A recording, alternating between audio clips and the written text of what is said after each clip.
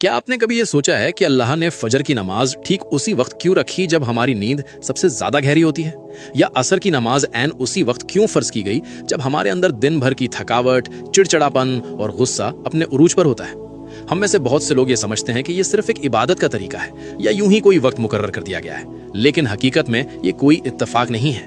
अल्लाह ने 5 वक्त की नमाजें बिल्कुल उन्हीं वक्तों में फर्ज की हैं जहां आपकी रूह और आपका दिमाग सबसे ज्यादा कमजोर होते हैं।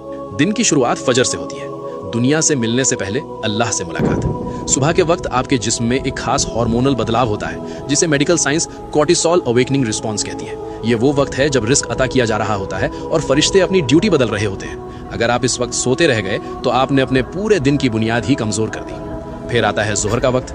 दिन के बीच में जब आप काम कर रहे होते हैं तो आपके जिस्म का एनर्जी लेवल गिरने लगता है, फोकस खत्म हो जाता है, दिमाग थकने लगता है और इंसान गलत फैसले करने लगता है।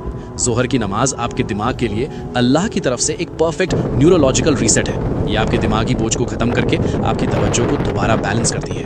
अब बात करते हैं असर की, जिसे जज्बाती कमजोरी का वक्त कहा गया है। शाम से पहले के इस वक्त में इंसान अक्सर गुस्से में होता है, दूसरों पर भड़ास निकालता है और सबसे ज्यादा गलतियां करता है। इसीलिए अल्लाह ने कुरान की सूरे अल असर में वक्त की कसम खाई है। असर की नमाज एक हिफाजती रुकावट है जो आपको जज्बाती तौर पर टूटने से बचाती है।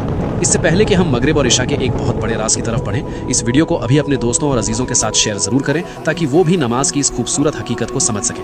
मगरिब, बदलते हुए लम्हों का वक्त। जब सूरज गुरूब होता है तो आपका दिमाग दिन की रफ्तार से निकलकर आराम की तरफ जाने लगता है। ये एक ऐसा ट्रांजिशन का वक्त है जिसके बारे में हमारे प्यारे नबी हजरत मोहम्मद सल्लल्लाहु अलैहि खास तौर पर तंबीह फरमाई है। जब रात दाखिल होती है तो गैब की मखलूक ज्यादा एक्टिव हो जाती है।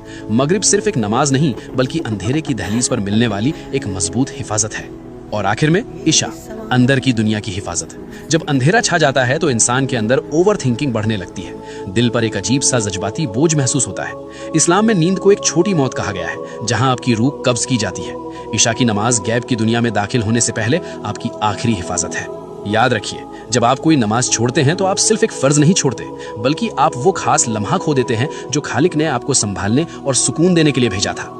या अल्लाह हम सबको और हमारी नस्लों को 5 वक्त की नमाज कायम करने वाला बना दे। कमेंट्स में एक बार दिल से आमीन जरूर लिखें।